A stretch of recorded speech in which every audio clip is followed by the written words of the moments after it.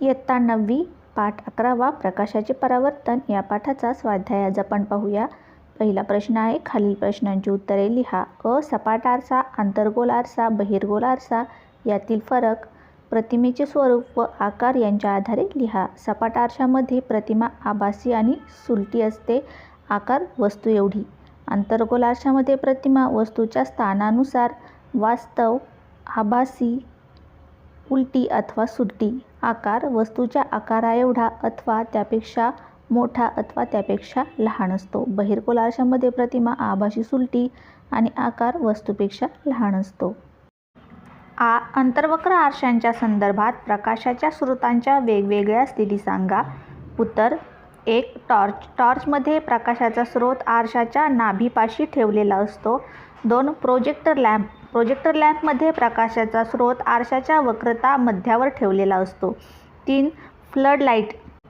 Flood लाईटमध्ये प्रकाशाचा स्रोत आरशाच्या वक्रता मध्याच्या थोडासा पलीकडे ठेवला जातो. सौर उपकरणांमध्ये अंतर्वक्र आरसे का वापरतात? उत्तर सूर्यासारख्या अतिदूरच्या वस्तूंकडून येणारी व अंतर्वक्र आरशाच्या मुख्य अक्षास समांतर असणारी उष्णता प्रारणे आरशावर पडतात. त्यावेळी ती आरशाच्या नाभीय प्रतलात एकत्रित केली जातात. परिणामी तेथे मोठ्या प्रमाणात उष्णता निर्मिती होते. म्हणून सौर उपकरणांमध्ये अंतर्वक्र आरसे वापरतात. वाहनांच्या बाहेरच्या बाजूला बसवलेला आरसा बहिर्वक्र का असतो? उत्तर बहिर्वक्र आरशामुळे तयार झालेली वस्तूची प्रतिमा सुलट वस्तूपेक्षा लहान असते. वाहन चालकाला आपल्या वाहनामागून येणारी वाहने सुलट व स्पष्टपणे दिसण्याकरता वाहनांच्या उजव्या व डाव्या बाजूला बहिर्वक्र आरसे बसवलेले असतात. अंतर्गोल आरशाच्या साहाय्याने कागदावर सूर्याची प्रतिमा घेतल्यास काही वेळाने कागद का पेटतो? उत्तर सूर्याकडून पृथ्वीकडे येणारे किरण परस्परांना समांतर असतात. सूर्यप्रकाशात उष्णता प्रारणेही असतात. अंतर्गोल आरशाच्या साहाय्याने कागदावर सूर्याची प्रतिमा घेतल्यास कागदावर अंतर्गोल आरशाच्या नाभीवर ही प्रारणे एकत्रित होतात. त्यांच्या परिणामाने काही वेळाने कागद पेटतो. गोलीय आरसा फुटल्यावर मिळणाऱ्या आरशाचा प्रत्येक तुकडा कोणत्या प्रकारचा आरसा असतो का? उत्तर गोलीय आरसा फुटल्यावर मिळणाऱ्या आरशाचा प्रत्येक तुकडा मूळ आरशाच्या प्रकारचाच अंतर्गोल किंवा बहिर्गोल असतो, कारण परावर्तक पृष्ठभाग व वक्रता त्रिज्या यांत फरक पडत नाही. दुसरा प्रश्न आहे, गोलीय आरशामुळे होणाऱ्या परावर्तनासाठी कोणकोणते चिन्ह संकेत वापरतात?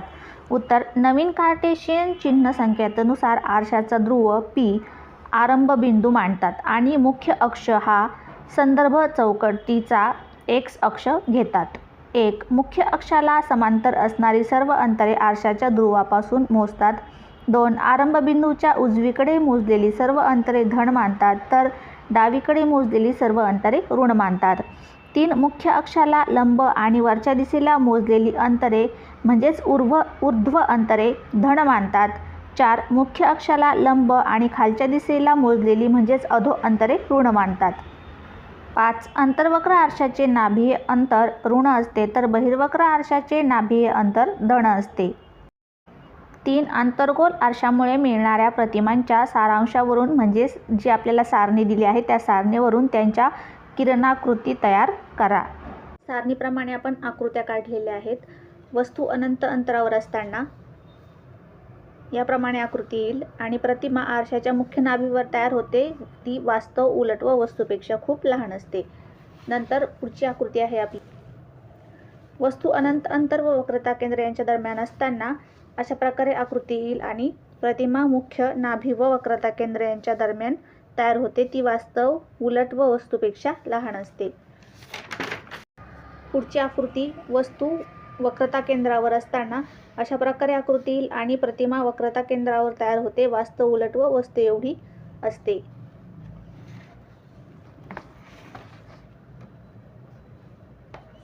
पुढची आकृती आहे वस्तू वक्रता केंद्र व नाभी यांच्या दरम्यान असताना अशा प्रकारे आकृती येईल आणि प्रतिमा वक्रता केंद्राच्या पलीकडे तयार होते. ती वास्तव, उलट व वस्तूपेक्षा मोठी असते. पुढची आकृती वस्तू नाभीवर असताना अशा प्रकारे आकृती येईल आणि प्रतिमा ही अनंत अंतरावर तयार होते. ती वास्तव, उलट व वस्तूपेक्षा खूप मोठी असते. शेवटची आकृती वस्तू ध्रुव व नाभी यांच्या दरम्यान असताना अशा प्रकारे आकृती येईल आणि प्रतिमा आरशाच्या मागे तयार होते. आभासी, उलट व वस्तूपेक्षा मोठी असते. चौथा प्रश्न आहे, खालील उपकरणात कोणता आरसा वापरलेला असतो? 1. पेरिस्कोप सपाट आरसा. 2. फ्लडलाईट्स व दाढी करण्याचा आरसा. उत्तर अंतर्गोल आरसा. 3. चारूदर्शक किंवा कॅलिडोस्कोप यामध्ये सपाट आरसा असतो. 4. रस्त्यावरील दिवे बहिर्गोल आरसा. 5. मोटारगाडीचा दिवा यामध्ये अंतर्गोल आरसा असतो. प्रश्न 5वा आहे, उदाहरणे सोडवा. 15 सेमी नाभी अंतर असणाऱ्या अंतर्गोल आरशासमोर 7 सेमी उंचीची वस्तू 25 सेमी अंतरावर ठेवली. आरशापासून किती अंतरावर पडदा ठेवल्यास आपल्याला तिची सुस्पष्ट प्रतिमा मिळू शकेल? प्रतिमेचे स्वरूप आणि आकार स्पष्ट करा. आता उदाहरणात दिलेल्या बाबी आधी आपण लिहून घेतल्या आहेत. अंतर्गोल आरसा आहे. H1 म्हणजेच वस्तूची उंची 7 सेंटीमीटर. U म्हणजे आपल्याला दिलेली आहे वस्तूचे आरशाच्या ध्रुवापासूनचे अंतर वजा 25 सेंटीमीटर. हे आपण वजा घेतलं आहे कारण अंतर्गोल आरसा आहे. F म्हणजेच आरशाचे नाभीय अंतर, ते आहे आपलं 15 सेंटीमीटर. V आपल्याला काढायचं आहे. V म्हणजे काय? प्रतिमेच्या आरशाच्या ध्रुवापासूनचे अंतर. आणि H2 म्हणजेच प्रतिमेची उंची. या दोन बाबी आपल्याला काढायच्या आहेत. आता प्रथम प्रतिमा पडद्यावर मिळवण्यासाठी ती वास्तव प्रतिमा असली पाहिजे. आरशाचं सूत्र आपण लिहून घेतले, 1/v अधिक 1/u बरोबर 1/f. आता हे सूत्र आपण अशा प्रकारे सुद्धा लिहू शकतो. 1/v बरोबर हा 1/u आपण इकडे घेतला बरोबर चिन्हाच्या, तर इथे तो अधिक आहे तो इकडे आल्यावर वजा झाला. 1/f वजा 1/u. आता यात आपण किमती टाकल्या आहेत. 1/f, f ची किंमत आपल्याला माहिती आहे 15 सेंटीमीटर, वजा 1/u, u ची किंमत टाकली 25 सेंटीमीटर. आता इथे दोन्ही वजा वजा चिन्ह आहे म्हणून आपण हे वजा चिन्ह कंसाला दिले आणि आतमध्ये याचे वजा चिन्ह काढून टाकले. 1/15, 1/25, 1/15 सेंटीमीटर वजा 1/25 सेंटीमीटर बरोबर. आता आपण इथं छेद सारखा करून घेतला आहे 75. इथे 5 ने गुणावं लागेल म्हणून इथे 5 आणि इथे 3 ने गुणावं लागेल म्हणून इथं 3 लिहिले आहेत. इथं वजा चिन्ह आहे कंसाच्या बाहेर. नंतर 5तून 3 गेले, खाली राहिले 2. छेद आहे तसा 75, वजा चिन्ह आहे तसं 2/75 सेंटीमीटर. ही आपल्याला किंमत कशाची मिळाली आहे? 1/v ची. 1/v ची किंमत आपल्याला मिळाली आहे. आता v ची किंमत आपल्याला फक्त पाहिजे आहे, 1/v ची नाही. तर आपण याचं v वरती घेतला आणि छेदामध्ये 1 घेतला तर फक्त v राहील इथं. आणि हे उलटं केलं म्हटल्यावर आपल्याला हे सुद्धा उलटं करावं लागेल, म्हणजे 75/2 केले आपण. मग 75/2 बरोबर वजा 37.5 सेंटीमीटर. व्ही ची किंमत मिळाली आपल्याला वजा 37.5 सेंटीमीटर. व्ही म्हणजे काय? प्रतिमेच्या आरशापासूनचे अंतर. म्हणजेच मग पडदा आरशासमोर 37.5 सेंटीमीटर अंतरावर असला पाहिजे. व्ही आपण काढला. इथे H2 सुद्धा आपल्याला काढायचा आहे. मग H2/H1 बरोबर वजा v/u. हा आपण H2 इथं ठेवला आहे. हा H1 बरोबर चिन्हाच्या इकडे घेतला आहे. तो इथं भागाकारात आहे, तो इथं गुणाकारात झाला आहे. आता याच्यात आपण किमती टाकूयात. H2 बरोबर H1 ची किंमत टाकली, v ची किंमत टाकली, u ची किंमत टाकली. आता हे 7 वजा 7 आहे तसे हा भागाकार केल्यावर आला 1.5 सेंटीमीटर. आता हा गुणाकार केला तर आला आपला वजा 10.5 सेंटीमीटर. म्हणजे हे किसाची किंमत म्हणजे आपल्याला ही कशाची किंमत मिळाली आहे? H2 ची. H2 ची किंमत मिळाली आपल्याला 10.5 सेंटीमीटर. म्हणजेच H म्हणजे काय? प्रतिमेचा आकार किंवा उंची. किती आली आपली? 10.5 सेंटीमीटर आहे. आणि वजा चिन्ह काय दाखवतंय की ती प्रतिमा उलट आहे. 18 सेमी नाभीय अंतर असलेल्या बहिर्वक्र आरशासमोर ठेवलेल्या वस्तूची प्रतिमा ही मूळ वस्तूच्या निम्म्या उंचीची मिळते, तर ती वस्तू बहिर्वक्र आरशापासून किती अंतरावर ठेवलेली असेल?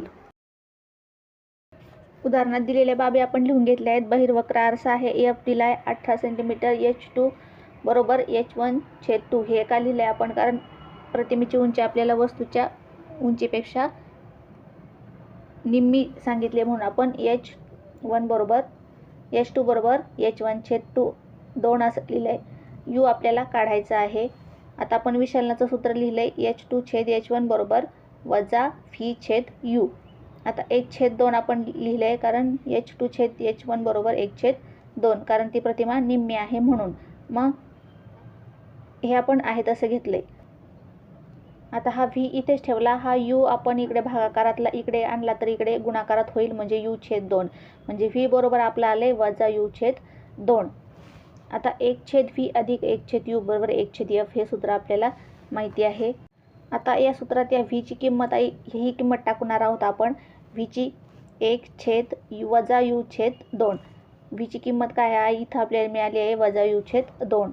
या सूत्रात आपण v ची किंमत ती टाकली आहे. पुढचं सूत्र आपण आहे तसं लिहून घेतलं आहे. आता 1/u बरोबर 1 वजा 2 बरोबर 1/f. आता या दोनातून 1 गेले तर राहतील वजा 1 म्हणजेच या 1/u ला येईल वजा चिन्ह आणि 1/u बरोबर इकडचे आहेत 1/f. आता इथे पहा u बरोबर f. 1 गेले तर u बरोबर वजा f. हे वजा चिन्ह इकडं आले बरोबर 18 सेंटीमीटर. f ची किंमत आपल्याला इथं दिलेली आहे 18 सेंटीमीटर म्हणजेच u ची आणि f ची किंमत सारखी आहे म्हणून इथं आपण लिहिले 18 सेंटीमीटर म्हणजे वस्तू आरशापासून 18 सेंटीमीटर अंतरावर ठेवलेली आहे.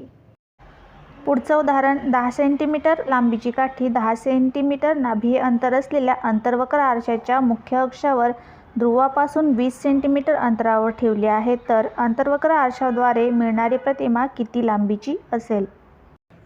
दिलेल्या बाबी आपण आधी लिहून घेतल्या. अंतर्वक्र आरसा आहे h1 आहे 10 सेंटीमीटर, f आहे वजा 10 सेंटीमीटर, u आहे 20 सेंटीमीटर आणि h2 म्हणजेच आपल्याला काय काढायचं आहे तर प्रतिमेची उंची आपल्याला इथे काढायची आहे. खाली आपण आरशाचं सूत्र लिहून घेतलं. हे सूत्र आपण अशा प्रकारे सुद्धा लिहू शकतो. हे अशा प्रकारे आपण का लिहिले कारण वजा v/u ची किंमत आपल्याला इथे टाकली तर h2 ची किंमत मिळणार आहे. आता या सूत्रामध्ये आपल्याला माहिती असलेल्या किमती आपण टाकल्या आहेत. u/v बरोबर u/f. u ची किंमत टाकली, f ची किंमत टाकली, इथं वजा 1 आहे तसा. आता इथे 10 × 10 10 दुने 20 इथं राहिले फक्त 2 वजा 1 बरोबर मग 2 वजा 1 बरोबर 1. u/v ची किंमत मिळाली आपल्याला 1. आता आपण याला छेद काय आहे 1, एकाला छेद आहे 1. आता हे उलटे केलं आपण v/u घेतला तर आपल्याला पुन्हा इथं काय मिळेल हे उलटं करावं लागेल 1/1च होईल म्हणजेच v/u ची सुद्धा किंमत आहे 1 म्हणजे आपल्याला v/u ची किंमत मिळाली आपल्याला 1.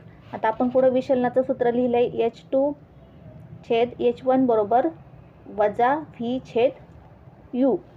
आता इथं v/u ची किंमत आपण टाकली, इथं हा h2 घेतला इथंच ठेवला, हा h आपण बरोबर चिन्हाच्या इकडे घेतलाय वजा v/u गुणिले h1. हा h1 इकडे घेतला तो इथं भागाकारात होता इकडे आल्यावरचा तो गुणाकारात झाला.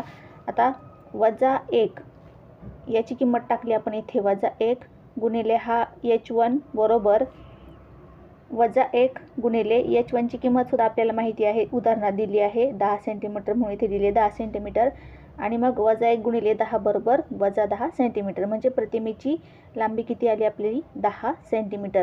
हे वजाचं चिन्ह काय दाखवतं ती की उलटी आहे. 6वा प्रश्न आहे एकाच गोलापासून 3 आरसे तयार केले तर त्यांचे ध्रुव, वक्रता केंद्र, वक्रता त्रिज्या, मुख्य अक्ष यांपैकी काय सामायिक आहे आणि काय सामायिक नाही हे कारणांसह स्पष्ट करा. उत्तर तिन्ही आरशांची वक्रता केंद्र समान आहेत. हे केंद्र म्हणजे त्या गोलाचा मध्य होय. तसेच तिन्ही आरशांच्या वक्रता त्रिज्या बरोबर गोलाची त्रिज्या हे सुद्धा समान आहेत. त्यांचे ध्रुव व मुख्य अक्ष मात्र वेगवेगळे आहेत. वक्रता केंद्र एकच असले तरी आरसे वेगवेगळ्या ठिकाणी कापल्यामुळे त्यांचे ध्रुव बदलतात आणि ध्रुव बदलल्यामुळे त्यांचे मुख्य अक्ष देखील बदलतो. हे आहे त्याचे कारण.